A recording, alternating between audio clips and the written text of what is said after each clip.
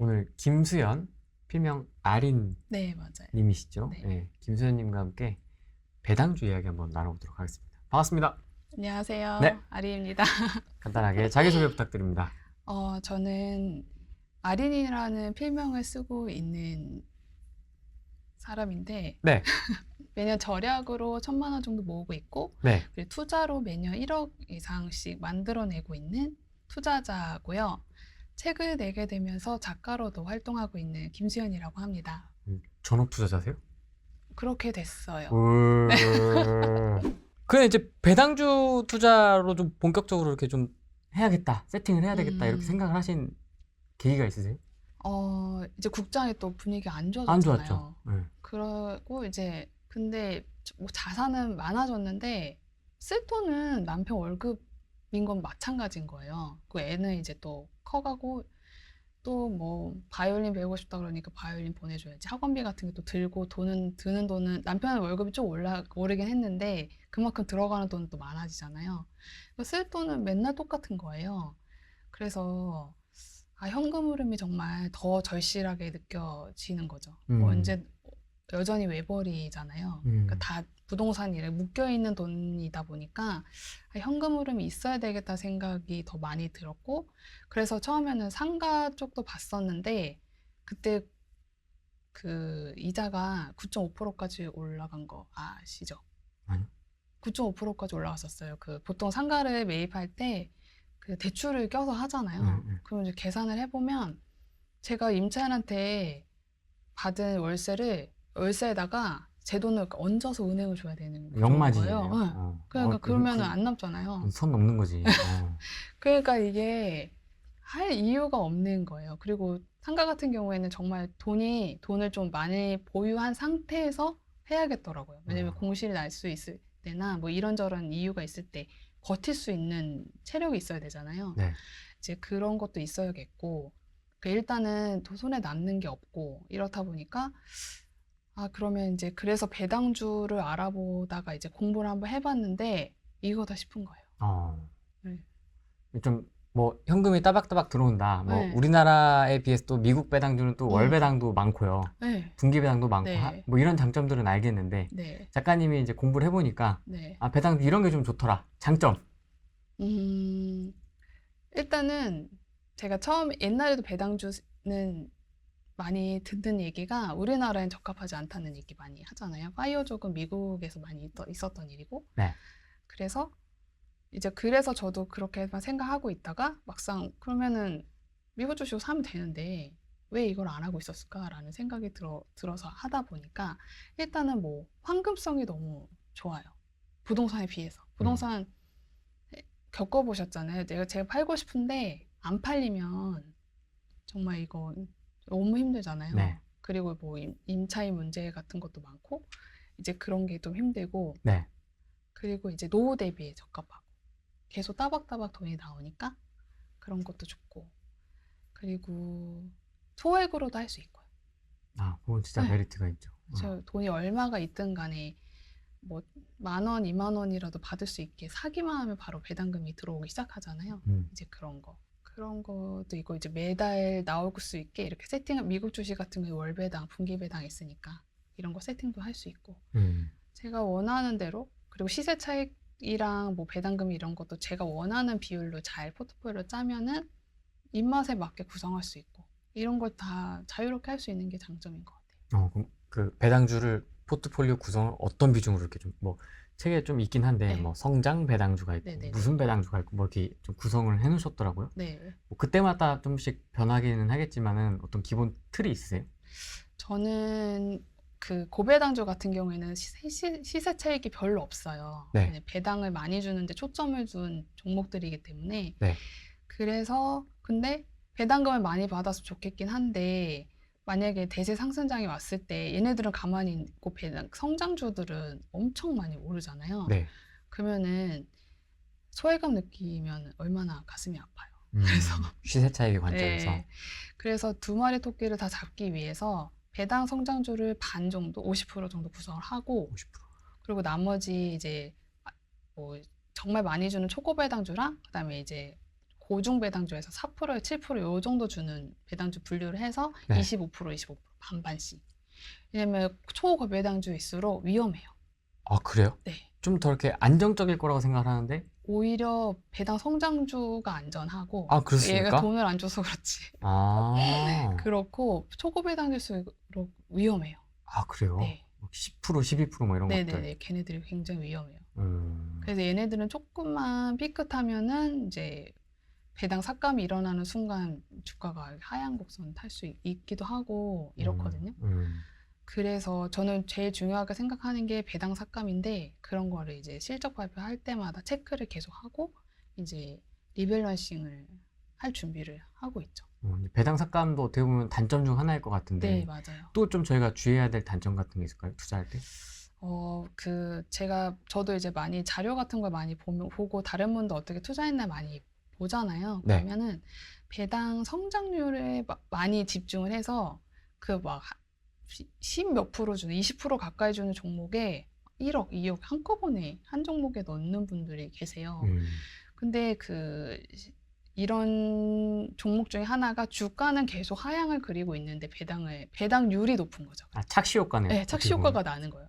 근데 그것만 보고서는 배당을 많이 주는 줄 알고 샀다가는 배당금도 사실 줄어들고 주가도 하락해서 자산을 까먹게 되는 거잖아요. 아, 이제 이런 위험이 있을 수 있기 때문에 그런 걸 좀 주의해서 이제 배당률을 계산할 때 어느 정도 주는지 계산해 보는 거지 그런 걸 다 그것만 보고 투자를 하면 안 돼요. 다 여러 가지 보는 것 중에 하나이어야지 그것만 보고 투자하시는 분들이 꽤 있어서 저는 좀 깜짝 놀랐거든요. 우려되는 마음에. 그럴 수 있겠네요. 네.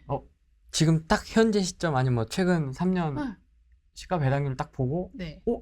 많이 준다. 뭐 12% 우와 하는데 이제 주가는 계속 빠지는 거죠. 네. 그래서 시세 차익이 막. 그러니까 그래서 1억이 있어. 그래갖고 그거를 딱 사버리면 이제 얘가 이제 계속 그러면 제 전 재산이 이게 깎아먹을 수 있잖아요. 그 막 네. 반토막 나고 이랬거든요. 네.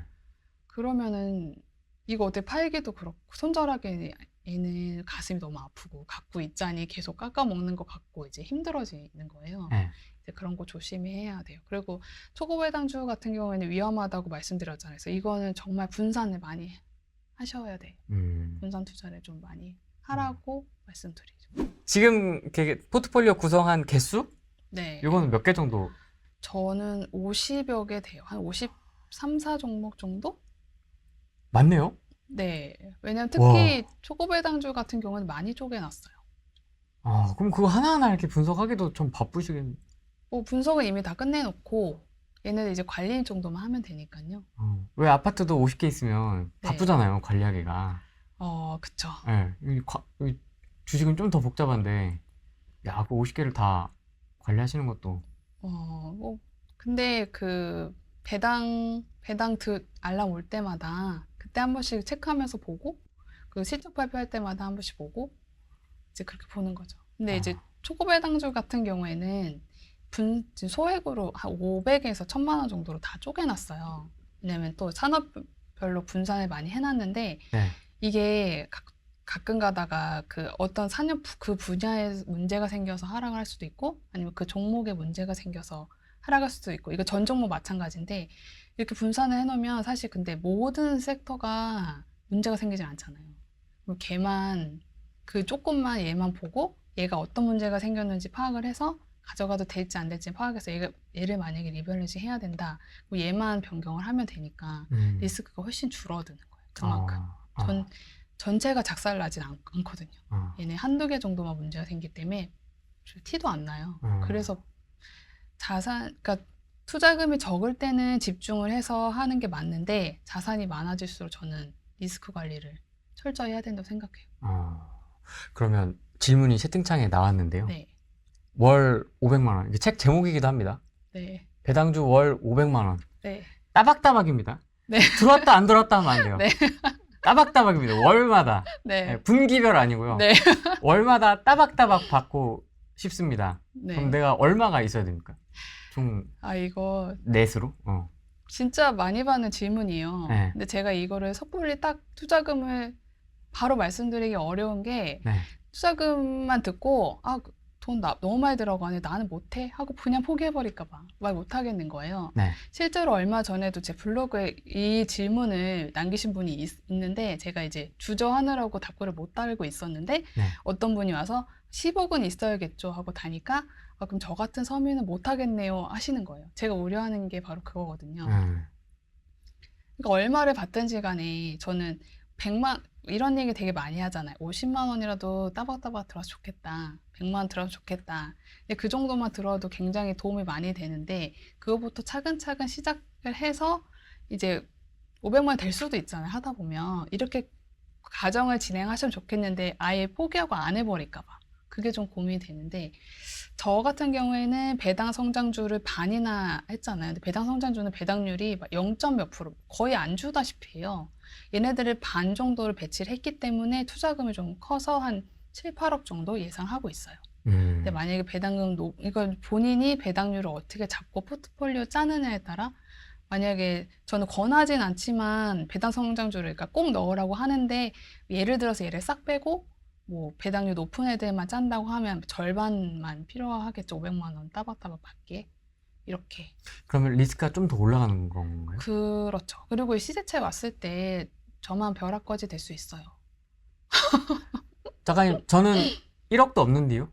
그러니까 저희 지금 그 브릿지 운영, 재택근무 운영하고 있잖아요. 네. 다들 생활비 모아서 조금 사가지고 벌써 저 이거 한지 지금 3년 정도 2년 넘었어요. 배당주 세팅한 지가. 네. 그러니까 같이 조금씩 공부하면서 한두 종목씩 사서 모으신 분들이 지금 막 30만 원, 40만 원 받는 분 계세요. 그렇게 모으는 거예요. 그리고 배당금 받은 것도 또 안 쓰고 이거는 그냥 생긴 돈이잖아요. 이거 다시 배당금 사고 그러면은 복리 효과가 일어나게 되는 거죠. 그러면 더 빨라져요. 이렇게 해서 채워 나가는 거지. 지금 저도 아직 500만 원 못 만들었는데 네. 바로 만들 생각 하지 마시고 조금씩 하면서 이제 배당금 받은 것도 넣고 아껴서 넣고 당근에서 판 돈도 넣고 해가지고 이제 뭐 사고 싶은 종목이 있는데 돈이 너무 없으면 집안 이렇게 둘러봐요.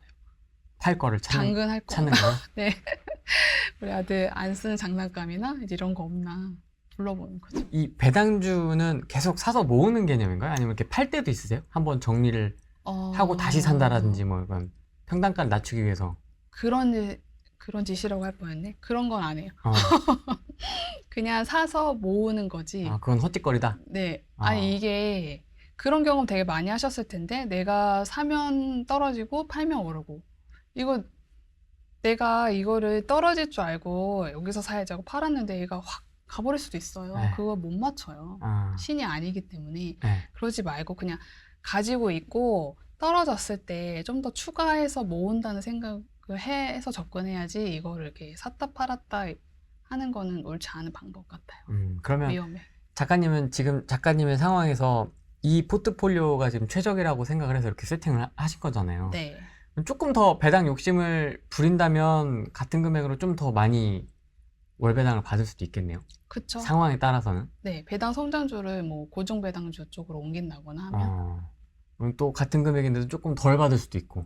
네. 그러니까 어떻게 보면 이 월 배당 금액 절대값이 중요한 건 아니네요. 어떻게 보면. 맞아요. 본인이 생각해보니까. 어떻게 짜느냐에 따라 달라요. 그래서 그 제 책에 보면은 뭐 사회초년생 뭐 40대, 50대 이렇게 나눠놨잖아요. 그게 사회초년생은 사실 지금 돈을 벌고 있고 그게 별로 그 월마다 들어오는 배당금이 그렇게 지금 당장 많이 필요한 시기는 아니니까 차라리 배당 성장주를 좀 많이 사놓고 이게 정말 장기를 봤을 때 더 많이 올라 있을 수 있거든요. 그런 개념에서 투자를 하고 저같이 이제 40대의 경우에는 은퇴도 준비해야 되고 그리고 이제 아직 소득 활동이 있는 경우에는 저처럼 뭐 반반이라든가 6대 4 정도 이게 나누고 근데 당장 은퇴를 하실 분들은 본인이 이제 생활비로 쓸 돈이 필요한 거잖아요. 그 이제 뭐 자식 주실 거 아니면 그러면 이제 그 자식 주는 거 어차피 배당금 사놓으면 얘를 팔지 않는 한 배당금이 여기서 계속 나오고 이거는 또 이제 물려주실 수도 있으니까 이제 생활비 차원에서 배당금을 좀 많이 받도록 세팅을 하고 대신에 그래도 배당 성장주 너무 안 넣으면 소외될 수 있으니까 10%라도 넣으시기를 권하고 있죠. 아, 그 나이대에 따라서도 그 포트폴리오 구성을 네. 좀 달리해서. 네네. 그냥 아무것도 안 하고 돈이 그냥 들어왔으면 좋겠어요. 저는 일을 하지 않고 그냥 통장에 돈이 따박따박 꽂혀가지고 그냥 그 돈 쓰면서 네. 그냥 여유롭게 사는 게 제 인생 목표입니다. 배당주 투자하시면서 좀 새롭게 알게 된 내용이나 이렇게 투자하면서 네. 좀 겪은 시행착오 같은 게 좀 있으실까요? 배당주를 지루하고 고리타분하고 그리고 수익률 낮은 투자라고 말씀을 많이 하시더라고요. 저도 그냥 듣기만 할 때는 아 그렇구나라고 생각을 했던 부분이에요. 그래서 배당주는 나이 들어서나 그냥 배당금 받으려고 하는 건가? 그리고 이제 우리나라에서 적합하지 않다고 하니까 그런가 보다 했었는데 직접 해보니까 그 호랭이님 애플이나 마이크로소프트가 배당주일까요? 아닐까요? 아니지 않습니까? 배당주 맞아요. 아, 그렇습니까? 네. 아, 배당을 줘요. 아, 이 배당 성장주에 포함되는 애들이거든요. 쥐꼬리만. 아, 그쵸. 막 0.몇 프로, 1.5% 이렇게 네. 주니까. 그래서 제가 얼마 전에 그 제 포트폴리오의 탑 10을 공개했어요. 거기 두 번째 차지하는 애가 마이크로소프트입니다. 마이크로소프트가 두 번째로 많아요. 그래서 근데 애플 같은 경우에는 11년 연속으로 배당을 증액했고요. 그리고 마이크로소프트 같은 경우에는 19년 동안 연속으로 해서 배당을 증액을 했어요. 그러니까 가지고만 있으면 이게 시세 차익도 많이 났지만 배당을 계속해서 증액하고 있기 때문에 나중에 10년, 20년이 됐을 때는 정말 배당금을 많이 주는 종목이 되어 있을 거예요. 이런 종목 같은 경우에는. 그리고 기술주 중에서도 이런 종목들이 되게 많아요. 뭐 브로드컴도 있고 그다음에 ASML 뭐 이런 배당 성장주들이 있거든요. 네. 그러니까 이런 것들이 있다는 거를 호랭님도 배당주인지 몰랐던 것처럼 다들 이 생각을 안 하시는 것 같아요. 그래서 공부를 깊게 해보시면 알게 되실 내용이라고 생각을 해요. 이런 것들. 아, 그래서 저 같은 경우는 고배당주에서 나오는 배당금을 가지고 이런 배당주를 사면 더 큰 복리 효과를 누릴 수 있다고 생각을 해요. 아, 그렇게 이렇게. 네. 아, 배당을 많이 받아서 이걸 배당 성장주를 사는 거예요. 이런 전략도 굉장히 좋아요. 이런 질문도 많이 받으셨을 것 같아요. 아니, 작가님, 쥐는 제2의 에코프로를 찾을 건데요? 저는 젊으니까 좀 공격적으로 해야 되는데요? 배당주 조금 답답한데요? 이런 질문들. 그 진짜 진짜 지루하다는 얘기 정말 많이 네. 하시는데, 근데 주변에 혹시 뭐 그런 뭐 에코프로는 원래 있던 회사인데 단기 급등했던 거지만 뭐 테슬라나 뭐 이런 주식 가지고 있어서 그거 처음부터 끝까지 뭐 700%뭐 아니면 10배거 이거 다 먹어서 부자 된 분 혹시 주변에 있으세요? 없습니다. 없죠. 제 주변에 없습니다. 그러니까 이게 내 얘기가 아니면 쓸모가 없는 얘기잖아요. 이게 주식을 가지고 있다가 투자해 보시면 아실 텐데 이게 10% 20% 오르면요 이걸 못 갖고 있어요. 그렇죠. 이 떨어질까 봐. 근질근질합니다. 네. 팔고 싶어가지고. 그러니까 그게 이거 그 배당주 투자해서 뭐 하냐 이런 종목 해가지고 이만큼 수익이 났는데 이거는 나중에 차트를 보고 나선 할 수 있는 얘기예요. 그게 내 얘기가 아니거든요. 그렇기 때문에 저는 그 점을 말씀해드리고 주변에 아무도 없어요. 그렇게 해서 돈 번 사람들 얘기 저도 주변에 아무도 없거든요. 그래서 오히려 이런 배당 성장주들을 계속 꾸준히 모아가면서 가지고 간다면 네. 그 일화의 주인공이 될 수 있겠죠. 이렇게 뭐 워렌 버핏처럼 네. 뭐 코카콜라를 그때 사서 지금까지 갖고 있다. 이렇게 될 수 있죠. 근데 지금 같아서는 그렇게 저는 에코프로비엔 그렇게 난리 났을 때 저는 관심도 안 가졌어요. 그거 진짜 의미 없거든요. 내가 700% 가지고 있을 수가 없어. 너무 잘 알고 있는 거죠. 네. 이런 질문도 있을 것 같습니다. 이제 책도 있어서 되게 유명한 건데 순서를 조금 바꿔서 질문을 네. 드리자면 세계 1등주를 모아가라. 뭐 애플이라든지 뭐 있잖아요. 네. 그 어떤 룰에 의해서 세계 1등주를 모아가라라든지 1등주가 바뀌면 또 그걸로 교체하라. 뭐 이런 논리도 좀 있고요. 그다음에 또 어떤 분들은 TQQQ, 네네. ETF, 네. 네, 3배짜리죠. 네. 뭐 이런 거를 좀 공격적으로 매수를 꾸준히 네. 하는 방식으로. 그것도 어쨌든 미국장이니까요. 이런 방식들도 좀 있는데 그런 방식들은 별로 관심이 없으세요? 아니죠. 다 관심이 있죠. 네. 심지어 저도 TQQ 갖고 있는데요. 네. 투자에 있어서 뭐가 좋고 나쁘다는 없는 것 같아요. 없고 네. 이제 개인 성향이 가장 중요한 것 같아요. 그래서 저는 그 TQQ도 좋은 ETF라고 생각을 해요. 그래서 이게 시기만 잘 타면. 근데 이제 변동성이 너무 크기 때문에 저는 이 변동성이 큰 거 같은 경우는 너무 몰빵을 해서 많은 비중을 가지고 하지 마라. 분산을 해서 어떤 그 섹터 중에 하나로 보고 관리를 해 나가면서 투자를 하고 본인 성향에 맞고, 그리고 이런 변동성이 싫은 사람도 있잖아요. 굳이 할 필요 없고, 저는 이제 궁금하거든요. 궁금해. TQQ 이런 그런 변동성 큰 종목 이런 것도 다 궁금하기 때문에 다 이렇게 보고 투자도 해보고 다 해봐요. 일단은 저는 생긴 거는 안 그렇게 생겼죠. 근데 실전에서 되게 굴러보는 스타일이에요. 다 하나씩 네. 하나씩 짚어봐야 되는군요. 다 그냥 해보고 일단 좋다고 생각이 들면 좀 뛰어들어서 다 체득을 하려는, 경험으로 체득을 하려는 스타일이기 때문에 다 그렇게 해보고 그래야지 더 와닿고 느끼는 게 많아요. 투자도 해보셔서 알겠지만 책으로 남이 했던 얘기나 책 보고 했던 얘기랑 본인이 했던 건 완전 천지 차이로 다르잖아요. 맞습니다. 똑같아요. 모든 게 똑같은 것 같아요. 내가 남들이 한 거 본 거랑 내가 직접 이걸 들어가서 경험해 보는 거랑 정말 배우는 게 달라요. 그렇죠. 제가 인터뷰할 때 들었던 답변 내용대로 실전에 적용하려면 안 되거든요. 안 되죠. 또 다르거든요. 네.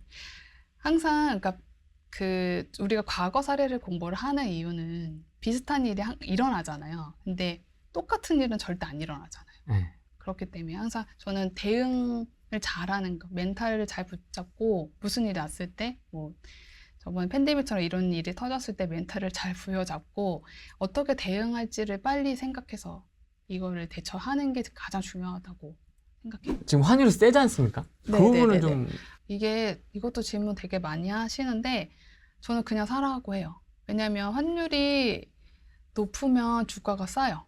그리고 주가가 비싸면은 또 환율이 낮거든요. 그럼 어차피 똑같아요.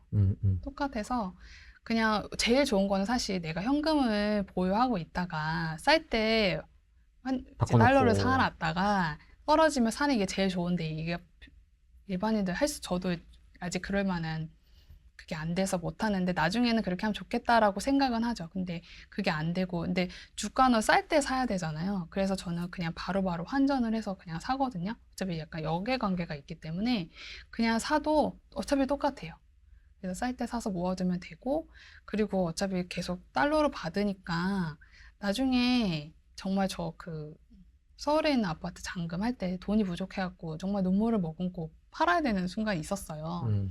근데 팔았는데 그때 이제 약간 마이너스 있는 애들 이렇게 정리해서 돈을 마련했는데 팔고 나니까 그때 환율이 높으니까 환차익 때문에 플러스가 됐더라고요. 그러니까 이런 것도 장점인 것 같아요. 네. 그럼 나중에는 그 배당주 모아가지고 미국 부동산 사시는 거 아니에요? 그렇게까지 했으면 좋겠는데 저는 지금 목표는 500만 원 이상, 사실 1차 목표가 500만 원인데 아까 배당 성장하는 거 보셨잖아요. 사실 배당금은 계속 늘어날 거예요. 계속해서 늘어나는 돈을 펑펑 쓰면서 살다 가는 게 제 목표예요. 네, 500 되면 그 다음 목표는 1000이다 이러면서 또 약간 크게 변하지는 않으실 것 같은데.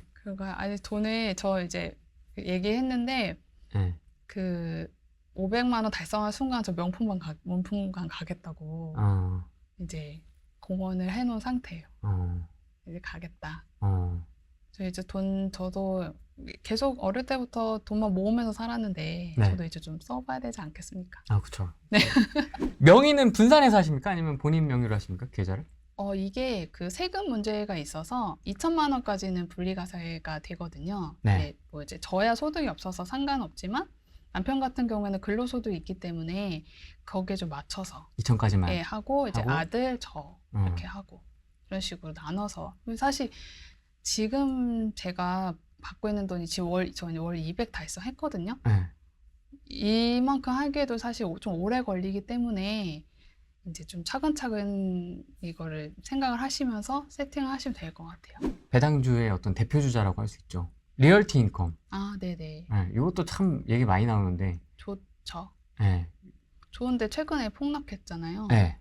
그게 합병 때문에. 근데 그 합병되는 그 회사는 폭등했는데 리얼티 인컴은 엄청 빠졌단 말이에요. 네. 그러니까 이제 시장에서 받아들이기에는 리얼티 인컴한테는 마이너스 요소라고 받아들여져서 그런 것 같은데 네. 일단은 저도 좋은 회사라고 생각을 해요. 리얼티 인컴 저 가지고 있기도 하고. 근데 이제 이게 이런 이슈로 인해서 하락을 하게 되면 이게 좀 오래 가요. 그래서 지금 떨어졌다고 해서 바로 사지 마시고 충분히 기다리고 네. 이게 조금 더 비싼 가격에 사는 한이 있더라도 오르는 걸 보고 그리고 이제 이런 일이 터졌을 때 얘가 배당 삭감을 할지 안 할지도 중요하거든요. 그러네요. 그걸 확인을 하고 음. 이제 그 배당 삭감도 안 하고 이제 아무 정상화가 되고 이제 주가가 이제 반등을 한다 그러면 그때 사셔도 늦지 않다라고 생각해요. 좀 다른 얘기긴 한데요. 네. 국내 부동산 국내 부동산은 다 정리를 하신 건가요? 지금 어떻게 되어 있는 거죠? 그럼 포트가? 아니요, 있어요. 저는 신축만 지금 있거든요. 네. 다 이제 순차적으로 정리를 했고, 네. 제가 이제 200만 원 받게끔 투자했으니까, 저는 투자한 지 좀 됐잖아요. 2015년 초부터 했으니까, 네. 부동산으로 벌었던 돈으로 이제 다른 부동산도 샀지만, 이제 주식으로 많이 옮겼단 말이에요. 근데 현재 지금 강명에 신축 아파트 2년 전에 입주해서 거주하고 있고, 네. 서울에도 30평대 신축 아파트가 있어요. 네. 지금 입주한 아파트가 하나 있고 그리고 이제 올 초에 분양권 하나 샀습니까? 계약했죠. 이게 제가 너무너무 기다리던 거였는데 네. 그 철산 말해도 되나? 그럼요. 뭐 이미 다 끝나는데 뭐. 그래서 그게 이제 되게 안 좋았잖아요. 그 장의자이부터 시작해서 엄청 안 막 좋았죠. 둔촌주공도 뭐 찬바람 날리고 막 이러는 찰나에 제가 원래 되게 기다리고 있었는데 제가 광명 거주하면서 그 이제 그 철산 주공단지 재건축하는 거를 이제 저거를 청약을 넣어야지 당해가 돼서 좀 넣어보자. 네. 그래서 저는 옛날에 당첨이 절대 안 돼요. 옛날에 지금 심지어 저기 어디지? 거기 청라 쪽이었나? 네. 거기에 경쟁률 낮은 곳도 당첨이 안 돼요, 저는. 문서운이라는 게 있죠, 사람이. 그래서 저는 청무피사라는 말을 적극 실현하고 있는 전부 다 미계약분을 가서 계약을 한 케이스예요. 전부 다 분양권 같은 경우에는. 그래서 근데 그게 계속 미뤄지는 거예요. 장이 안 좋고 뭐가 안 좋고 하니까 계속 미뤄져서 2년 될 때까지만 분양하지 말아달라고 했는데 분양을 했는데 마침 찬바람이 엄청 불면서 미계약분이 엄청 쏟아진 거예요. 그 강명 사람도 엄청 기다려고 저는 제 순서가 안 올 줄 알았는데 네. 당장 달려갔죠. 그때 분위기가 거의 완전 그랬으니까요. 앉아서 미계약분 너무 많이 나와가지고 저는 이제 그 번호표를 받아가지고 하는 거였는데 저는 혼자서 그 모델하우스 3번이나 갔다 왔어요. 왜 3번이 나갔어요? 이제 저는 무조건 많이 나왔는데 최대한 좋은 동호수를 해야 되잖아요. 네. 이게 5구밖에 안 나왔었거든요. 좋은 걸 하려면 이제 계속 많이 보고 분석하고 하려고 이제 얘 보내고 나면 이제 차 끌고 모델하우스 가가지고 다 둘러보고 모형도 계속 앞에서 뚫어져라 보고 계속 물어보고 이러면서 알면서도 계속 물어보면 제가 모르는 뭔가를 하나라도 나오니까. 네, 이게 흘리는 게 있잖아요. 그쵸. 그런 거 주스러 많이 갔죠. 그렇게 해서 계약했어요. 그래서 지금 분양권 하나 가지고 있고 이렇게 이제. 그러면 당분간은 그렇게 유지를 하실 생각이세요? 아니면 뭐 다른 또 계획이 있으세요?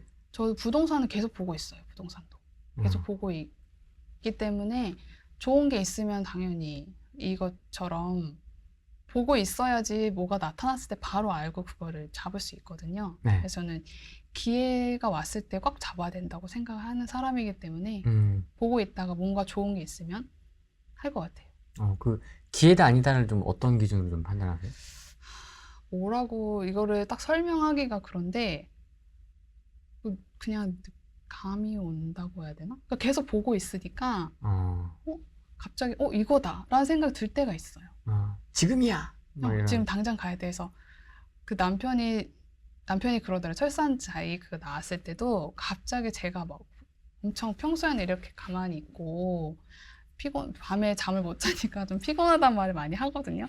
근데 그렇게 눈을 반짝이며 쏟아내는 거 보니까 잘 될 것 같다는 거예요. 이제 그러면서 그런 뭔가 에너지가 돈다고 해야 되나? 그런 것도 있는 것 같아요. 네. 서울 집값. 제가 어떤 질문 할지 알고 계시죠? 집값 어떻게 됩니까? 내년에? 제가 신이 아닌데 그걸 어떻게 압니까? 아니, 본인이 생각하는 거 있지 않습니까? 속마음. 솔직히 있잖아요. 다들 저는 있어. 뭐 올랐으면 좋겠죠. 당연히 어. 서울에 내 집이 있는데 네. 많이 올랐으면 좋겠죠. 네. 많이 올랐으면 좋겠는데 네. 뭐 저는 이제 예측하는 건 사실 무의미하다고 봐요. 네. 주식도 그렇고 또 그렇고 예측하는 건 무의미하다. 그냥 이렇지 않을까 정도 생각을 하고 이런 상황이 됐을 때는 이렇게 해야지. 이렇게 되면 이렇게 돼야지 정도로 이제 플랜을 가지고 있는 거지. 네. 마음은 올랐으면 좋겠으나 네. 이제 대처를 잘하자. 아, 이- 살짝 또 발을 빼시네요. 예측하는 진짜 의미가 없어요. 예측한 대로 된 게 뭐가 있어요? 없잖아요. 그래서 무의미해요, 그거는. 무의미하다. 네, 그리고 시간 낭비. 시간 낭비다. 네. 속마음은 얘기해주지 않는 걸로. 혹시 뭐 배당주 투자 외에 하고 있는, 우리 또 금리가 지금 많이 올라갔기 때문에 네. 현금 흐름 창출에 또 관심이 많거든요, 사람들이. 그죠? 뭐 각종 사업들이라든지 뭐 요새 블로그 강의, 뭐 현금을 창출할 수 있는 개인 사업들, 뭐 고시원이라든지 뭐 공장이라든지 상가라든지 이렇게 다방면으로들 시도를 하고 계신 것 같은데 네. 좀 뭐 하고 계신 게 있으실까요?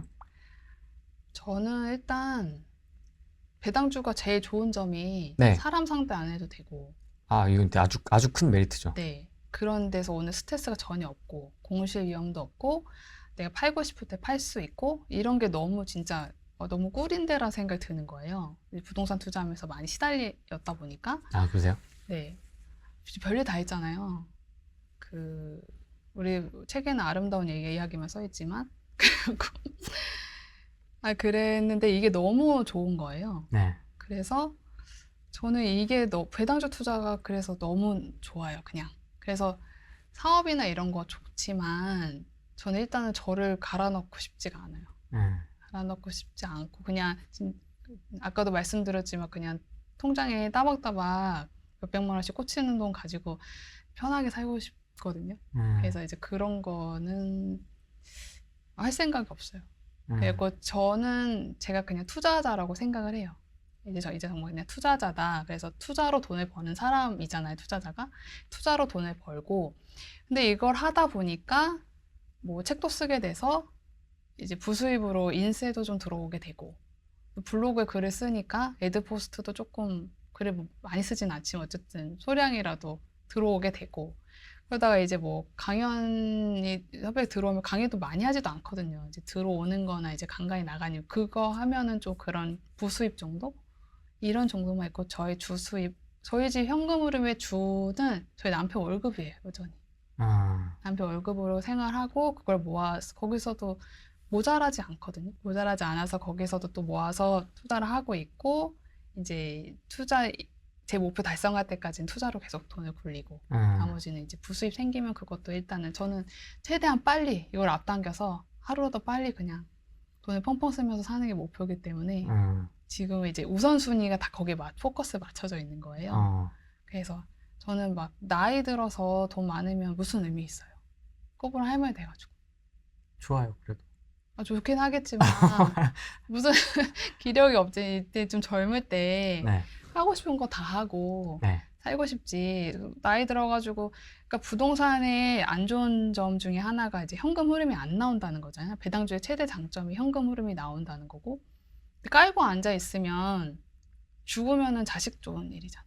내가 죽으면 나는 이거를 깔고 앉고 이걸 유지하느라고 계속 근근히 살아갈 수도 있는데, 네. 지금 현재 이제 우리나라 부동산의 비중이 높다 보니 그렇게 살다가 가시는 어르신들 많잖아요.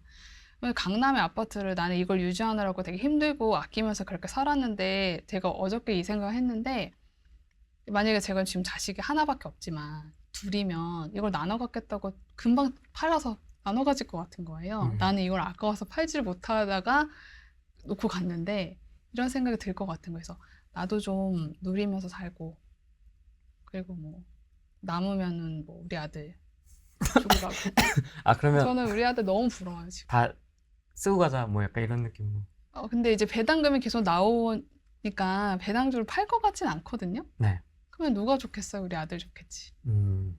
그래서 그 이제 그거나 잘 주고 갈 수 있는 방법을 이제 나중에 차차 공부해서 알아봐야겠죠. 이제 지금 현재는 일단은 제가 쓸 돈을 만드는 게 목표예요. 아. 그 작가님의 클릭 한 번으로 이 작가님이 여기서 하는 멘트 한마디에 감흥을 얻어서 또 인생이 바뀔 수도 있기 때문에 혹시 뭐 저희 구독자분들에게 하고 싶은 이야기 있으시면. 배당주 같은 경우에는 이제 부동산 투자 많이 하셔서 최근에 힘든 일 되게 많이 겪으셨을 거예요. 저도 겪었기 때문에. 예. 이제 그런 거에 대비돼서 장점이 굉장히 많아요. 그리고 투자는 저는 다양할수록 돈 벌 기회는 더 많다고 생각하거든요. 그래서 저는 이제 최종 포트폴리오는 이제 그 부동산 사, 주식 사, 그리고 나머지 일이 현금 보유. 이제 리스크 관리에서 가장 좋은 게 현금 보유거든요. 네. 현금은 20% 정도는 항상 가지고 있는 게 제일 좋은 비율이라고 생각을 해요. 그렇게 해서 계속 양쪽 다 투자를 할 거거든요. 근데 부동산 같은 경우에는 이게 그 침체기랑 상승이 되게 길잖아요. 텀이 긴데 주식은 되게 이게 좀 짧아요. 짧아서 사실 여기가 좀 재미없으면 여기서도 돈 벌면 되고 이제 처음에 이렇게만 생각을 하다가 배당주로 돈을 돌리게 되니까 이거 계속 모아갈수록 더 좋고 이제 시간이 지날수록 위력을 발휘하게 되거든요. 처음에 샀을 때보다는 워렌 버핏이 쓸 생각하면 될 것 같아요. 복리. 네. 그래서 이제 스노우볼 효과라고 말씀하셨잖아요.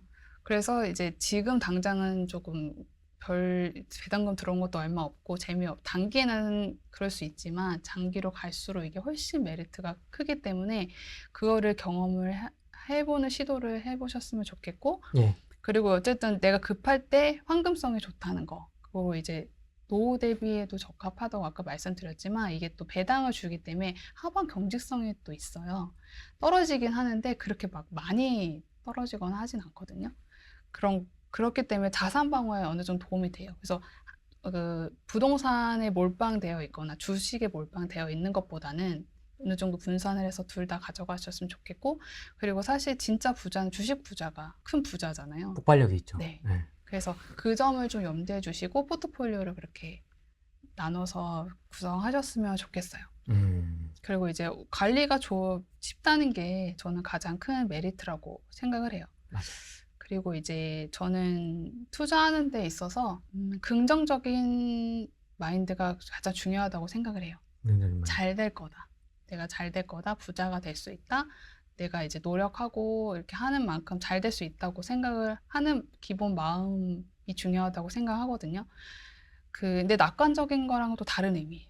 그냥 내가 사기만 하면 어떻게든 되겠지가 아니라 내가 열심히 노력한 만큼 좋은 결과로 돌아올 거라고 생각하는 이런 긍정적인 마음을 가지고 투자를 하고 그렇기 위해서 또 주변에 부정적인 사고를 가진 분들을 좀 가까이에 두지 말고 그런 긍정적인 에너지를 가진 분들이랑 좀 가까이 지내면서 시너지를 발휘하고 이제 힘든 순간 올 때마다 서로 으쌰으쌰 하면서 그렇게 잘 지내고 그리고 이제 저는 앞서 제가 팬데믹 때나 이제 이럴 때 과감하게 투자를 했었잖아요. 네. 그러니까 저는 최악의 순간이 가장 안전한 순간이라고 생각을 해요.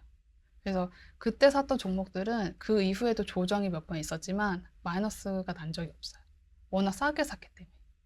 그래서 그런 순간이 오면은 다들 제가 이번에 분양권 계약했을 때도 전부 다 걱정을 해서 계약을 안 한 걸 제가 가서 계약을 했잖아요. 네. 그때 가장 안전한 순간이라고 생각을 해요, 저는. 그래서 용기를 내서 그런 순간에 과감하게 투자를 할 수 있는 그런 마음이 필요하고, 그 다음에 이제 단기간에 대박은 없다는 걸 좀 아셨으면 좋겠어요. 제가 이제 지금에 와서 자산이 이 정도 되고, 배당금도 뭐 200만원씩 받겠다 이제 말을 하고 있지만 이게 단기간에 이루어진 게 아니잖아요. 투자한 지는 2015년부터 해서 지금 뭐 9년 정도 됐고, 네. 그리고 배당주도 한 2, 3년 됐단 말이에요. 지나고 나서 이 정도 이루어진 거지 저도 단기간에 된 거는 하나도 없어요. 근데 배당주 세팅을 3년 만에 이 정도면 상당히 빠른 편 아닙니까? 왜냐면 저는 부동산 투자를 했던 돈이 있으니까. 그 돈을 주식으로 옮긴 거잖아요. 그래서 투자금이 있기 때문에 가능했고, 그 다음에 이제 저번에도 미장 조정이 왔었잖아요. 그래서 저는 올 초에 되게 많이 샀어요. 오를 거라는 생각이 들어서 작년 말부터 올해 초에 진짜 많이 사들였거든요. 그게 지금 많이 갑자기 이제 늘어났어. 배당금도 같이. 배당주는 배당을 사는 순간부터 배당금을 주잖아요. 그래서 많이 늘어났기 때문에. 그러니까 그 전부터 부동산 투자를 했던 돈이 있기 때문에 이것도 가능한 거거든요. 그래서 단기간에 되는 건 없으니까, 그걸 좀 기억을 하고 조바심 내거나, 그러니까 너무 단기간에 대박을 내려고 쫓아다니지 않으셨으면 좋겠어요. 그러니까 다 이제 뭐 에코프로비 이런 것도 사실 주변에 폭락해서 손해봤던 소리 되게 많이 들었거든요. 그러니까 이제 그거를 처음엔 지켜만 보다가 나중에 막판에 갔다가 여기 사람 있어요 이렇게 되잖아요. 150층. 네. 여기 사람 구조대 보내주세요. 이렇게 여기 아직 사람 있어 이렇게 되잖아요. 그러니까 그런 거에 절대 현혹되지 마시고 그런 거는 쳐다보지 마시고 이제 그런 걸 염두에 두고 좀 장기적인 시선에서 준비를 했으면 좋겠고요. 그리고 이제 아까도 이제 물어보셔서 제가 뭐 발표했다고 하셨는데 공부는 열심히 하되 예측은 하지 말자. 어차피 내가 그 예측이 가능하면 다 돈 벌었겠죠. 그렇죠? 어차피 예측할 수 없는 거니까 굳이 예측하려 애쓰지 말고 그런데 너무 에너지를 많이 쓰시는 것 같아요. 예측하는 영상만 클릭합니다. 아, 공부하라는 영상은 끕니다. 바로. 그렇구나. 시끄러, 닥쳐 이러면서. 그래서 서울 집값 어떻게 된다는가 이런 것만 클릭을 하죠 보통. 일반적으로 그렇구나. 모두 다 그쵸. 그렇다는 건 그게 아니지만. 궁금하긴 하죠. 저도 네. 궁금하긴 한데 네. 의미 없다는 걸 그동안에 너무 많이 이제 느꼈기 때문에 그렇게 하고 그리고 이제 기술주 투자만이 답이 아니에요. 그러니까 너무 편향적인 사고를 가지는 건 좀 지양했으면 좋겠어요. 테슬라 막 ETF 테슬라 막 사고 막. 좋죠. 테슬라 좋은데 제가 안 사는 이유는 네. 배당금을 안 줘서예요.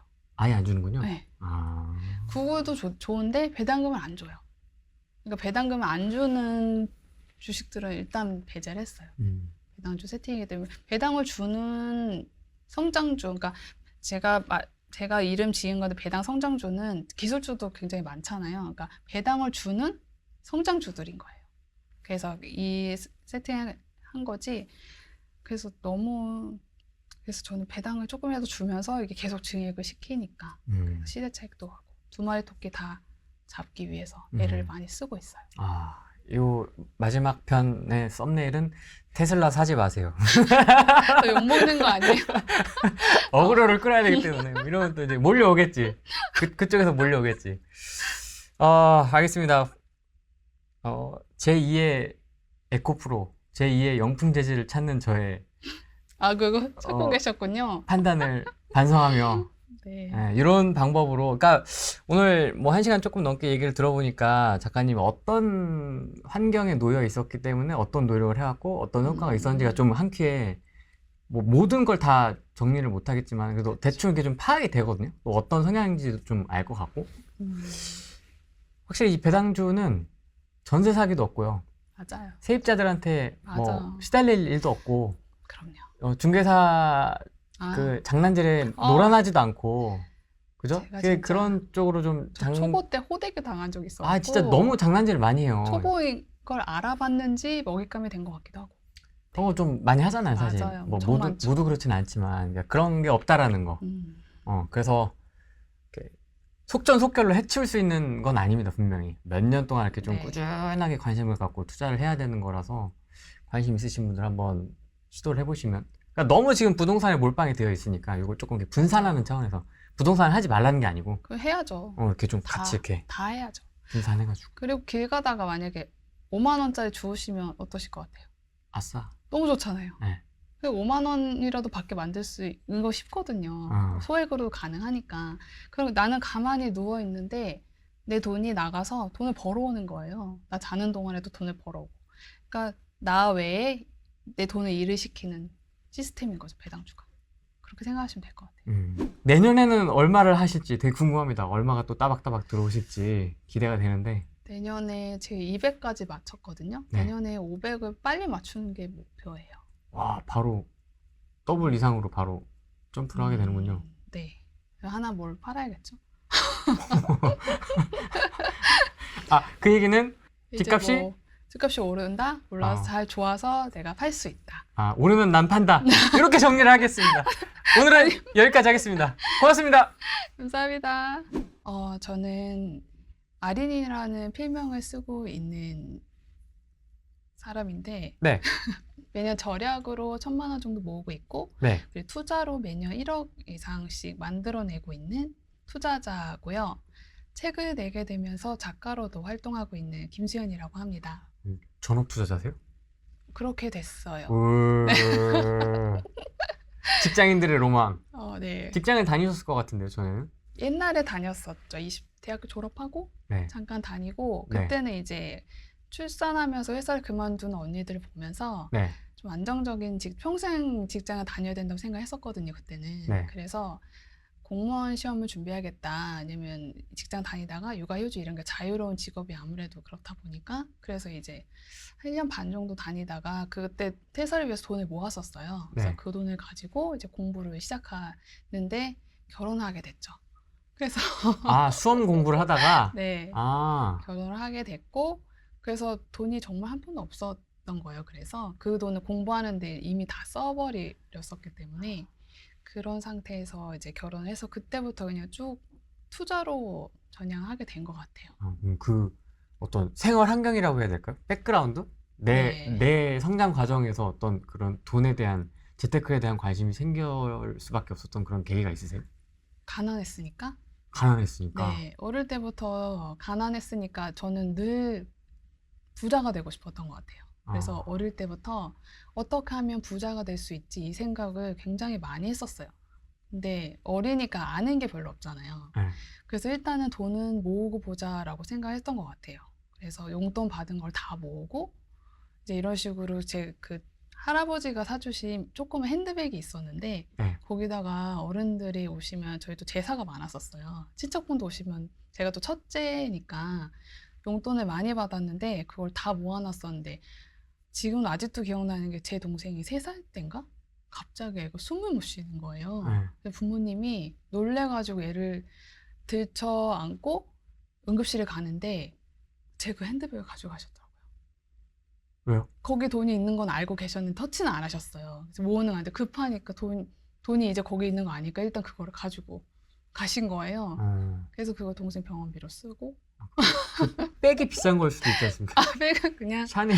어린이백 어. 시장 같은 데서 팔던 그런 조그만 백이어서 그래서 저는 이제 동생이 입원을 했었기 때문에 네. 그 외가댁에 있었거든요. 갔다 오니까 이제 제 가방에 텅 비어 있는 거예요. 아, 진짜 썼구나, 그거를? 네. 그 어. 동생이 3살이면 제가 이제 7살 유치원 다닐 때인데 그게 아직도 기억이 나는 거 보면은 꽤 인상 깊었나 봐요. 근데 이제 어머니가 이제 동생 병원비 급하게 썼다라고 얘기를 듣고 그렇구나 하고 이제 넘어갔던. 근데 이제 돈을 모아두면 어쨌든 급할 때 잘 쓸 수 있잖아요. 그래서 그때 알았던 것 같고 그렇게 계속 돈 모으는 습관은 계속 있었던 것 같아요. 아, 그 한 사건 말고도 계속 꾸준히 그런 어떤 상황들이 계속 있었나 보죠? 네. 그래서 돈을 항상 모으고 그리고 저는 돈 관리를 하는 거를 잘하는 걸 엄마가 아셨는지 그래도 용돈을 주셨었어요. 그래서 그것도 항상 모으고 또 그거를 어떻게 하면 모을까 이 고민을 계속 하게 됐었던 것 같아요. 아, 성년 전에도? 네네. 그렇게 자랐어요. 그리고 뭐 지금은 주 업무는 아이를 키우는 거죠. 주부로 생활하다가 애가 잠들면 이제 그때 투자 공부하고 네, 요즘 미장이 밤에 열리니까 또 투자도 하고 이렇게 지내고 있고 그리고 뭐 철학 재테크 모임 어느새 4년 됐더라고요 운영한 지. 그러니까 저 같은 이제 엄마들 모여서 같이 공부하는 제가 공부하는 거 많이 알려주기도 하고 물어보면은 답변도 해주고 이런 모임 운영하고 있고요. 이게 그래서 6년 만에 이게 가능했던 거군요. 순자산 10억을 넘었다고 네. 제가 들었습니다. 네. 6년이면은 뭐 한 2016년, 17년부터 해서 15년 봄부터 시작했어요. 정확히 말하면. 제가 14년 10월에 결혼했거든요. 그러니까 네. 9월 말에 네. 결혼해서 원룸에 돈이 정말 없으니까 남편도 직장 다닌 지 얼마 안 돼서 돈이 없고 남편 집안도 저랑 비슷하게 도움 받을 수 있는 형편이 아니었어요. 네. 그래서 그냥 원래는 신용대출 나오는 거 정말 돈이 없으니까 신용대출로 보증금 넣을 수 있는 데를 찾다 보니까 저 인천 끝까지 갔었거든요. 근데 너무 멀어서 서울로 직장 다니기 힘들 것 같아서 이럴 거면 어차피 가전 살 돈도 없으니까 인천 끝까지 가도 그 6천만 원 가지고는 구할 수 있는 집이 별로 없더라고요. 근데 집을 구하면 냉장고 뭐 이런 게 필요하잖아요. 그거 살 돈이 없는 거예요. 그래서 그냥 그러면은 세팅 다 있는 원룸을 서울에서 가까운 데로 알아보자. 그래서 이제 가산동에 원룸촌 있잖아요. 거기에 가서 갔는데 거기도 진짜 방 한 칸짜리가 전세 7천만 원이라는 거예요. 그래서 저 6천만 원밖에 없다 하고 얘기하니까 이제 중개인이 집주인한테 얘기해서 5만 원으로 6천만 원에 5만 원씩 받는 거 하시라고 설득해줘서 들어가게 됐죠. 그 종잣돈 있는 게 다 일단 전셋집으로 들어가고, 종잣돈이 아니죠. 6천만 원이 다 대출이었어요. 대출로 들어가고. 네, 그러면 이제 제로 아닙니까? 그쵸. 거기다가 제가 학자금 대출 1,000만 원 있었거든요. 1,000만 원. 대학교 4년을 다 대출로 다녀가지고 네. 회사 다니면서 뭐 갚고 이렇게 했어도 1,000만 원이 남은 거예요. 네, 그래서 네. 그것까지 해서 그래서 마이너스 7천만 원이었던 거예요. 마이너스 7천. 네, 그나마 다행인 건 이제 남편이 장학금 받고 다녔대요. 그래서 그래가지고 대출이 없었던 거지. 만약에 남편도 학자금 대출 보통은 가 있으니까 그렇게 되면은 이제 더 많아질 뻔했죠. 근데 그 상황에서 어떻게 시작을 하신 거예요, 그럼? 투자를? 부동산부터 일단 하신 거잖아요. 네. 그러니까 일단은 들어는 갔는데 너무 좁은 거예요. 침대 하나 놓으면은 꽉 차니까. 네. 결혼을 했으니까 당연히 아이 생각을 하잖아요. 근데 아기를 키울 수 있는 공간이 전혀 안 나오는 거예요. 그래서 여기는 안 되겠다 싶어가지고 이제 근처 이제 거기 이제 하안주공이 가깝잖아요. 네. 거기 이제 15평짜리 그 알아봤는데 그 저기를 전세를 타깃을 잡았어요. 그때가 이제 한 3천만 원을 모으면 그때 전세가 9천만 원 정도 하더라고요. 그러면은 이사 갈 수 있을 것 같아서 그래서 이제 그거를 목표로 잡고 돈 모으기를 이제 플랜을 짠 거예요. 여기 2년 사는 동안 1년에 1,500씩 모아서 이 보증금 6천이랑 9천을 만들어서 저기 이사 가자. 그랬는데 그때 이제 상승 초입이었잖아요.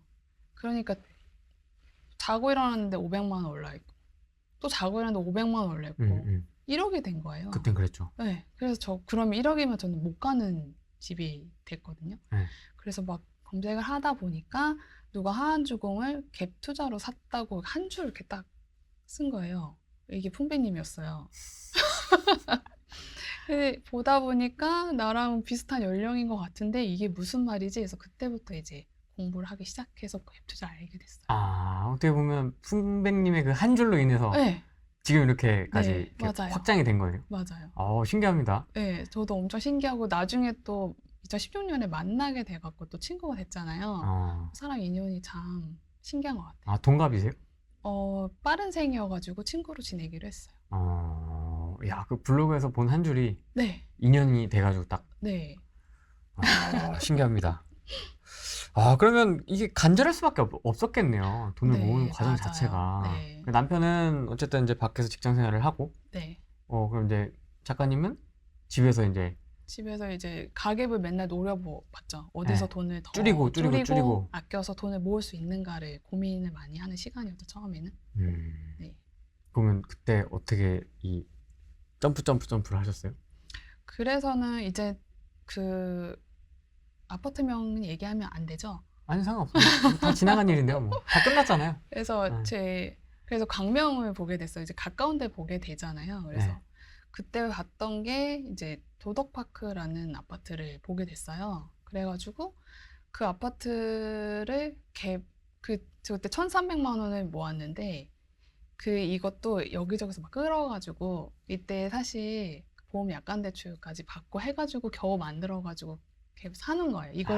이게 내 집 마련이었던 거예요. 그러니까 지금 당장은 못 들어가지만 사놨다가 그쵸. 나중에 또 이렇게 들어가자 해서 사고 났더니 한번 해보고 계속 공부를 하면서 지금 이걸 기다릴 게 아니라 당장 들어갈 수도 있겠는데? 라는 생각이 들어서 이제 그때부터 이제 부천에 알아봐서 부천에 입주를 하고 그다음부터 한 2-3달 간격으로 집을 사러 다녔던 것 같아요. 약관 대출을 받을 정도면 적폐 DNA가 있네요. 본능적으로. 보통은 그 생각하기 쉽지 않거든요. 일반 직장인들 기준으로는 그래요? 약관 대출 쉽지 않거든요. 저 약간 대출 지금도 제 비상금이에요. 그걸 어. 웬만해서 진짜 건드리지 않는데 네. 정말 피치 못한 사정이 있다 했을 때 쓰는 돈으로 남겨두는 거예요. 어. 그래서 보험도 절대 깨면 안 되는 제 건강 이런 비용 때문에도 마찬가지지만 비상금이기 때문에 그렇게 이제 조금씩 광명에서 부천에서 네. 또 이제 투자를 하나씩 늘려나간 네, 이제 거군요. 소액으로 해야 됐기 때문에 지방으로 많이 다녔어요. 아, 지방. 네. 그때 어디를 뭐 지금 보니까 전라도 쪽을 많이 갔더라고요.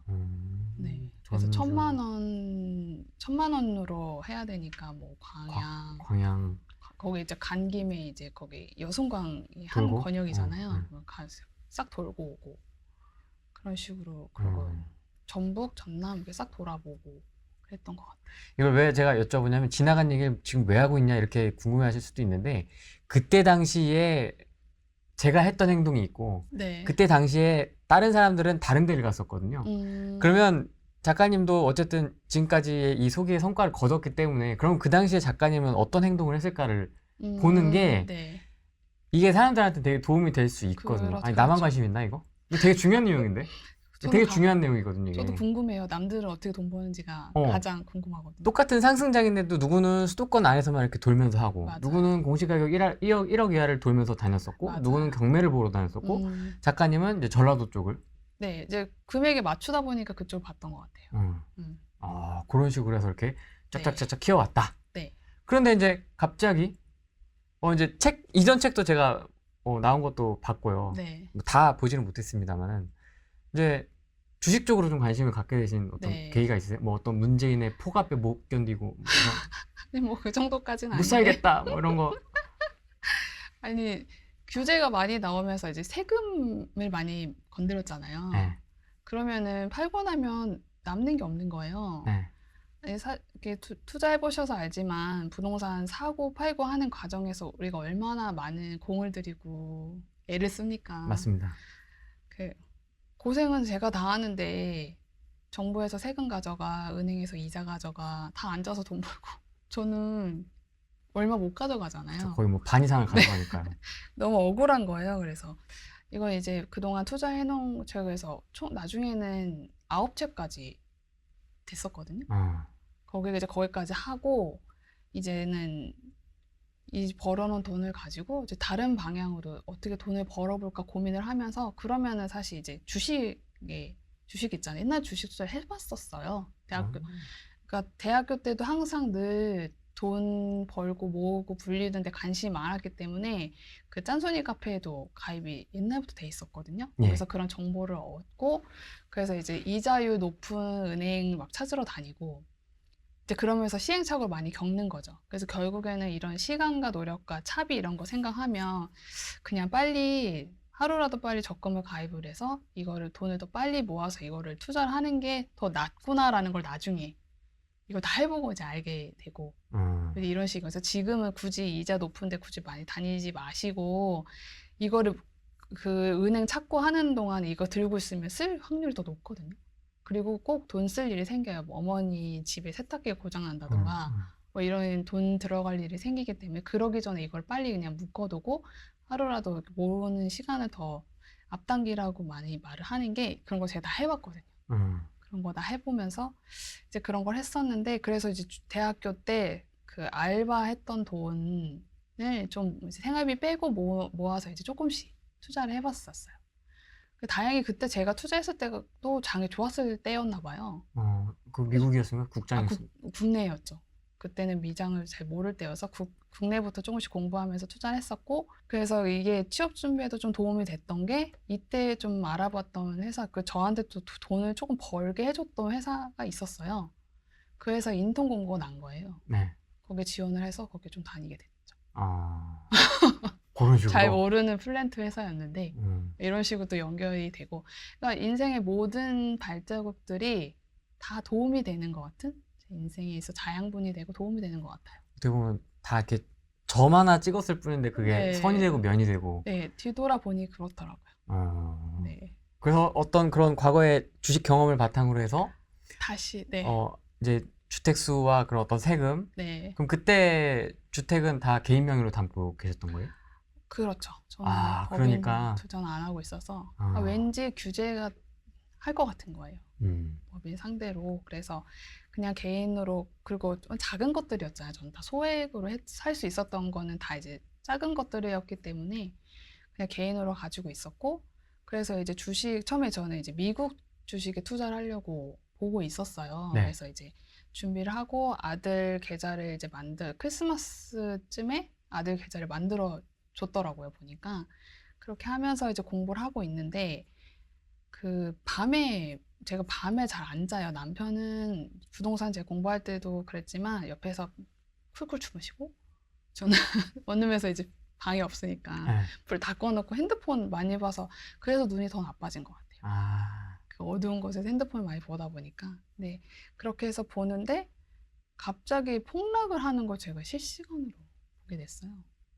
네. 그래가지고 아, 이거는 무슨 일이 났구나. 이 정도로 폭락하는 건. 제가 이제 그동안에도 주식 투자에 돈이 없어서 이제 돈을 모아야 되니까 돈을 회사 다닐 때도 넣진 않았지만 계속 보고 있어서 서브프라임 이런 걸 다 보긴 봤었거든요. 어떻게 되는지. 약간 그런 느낌인 거예요. 그래가지고 이제 자는 남편을 깨웠죠.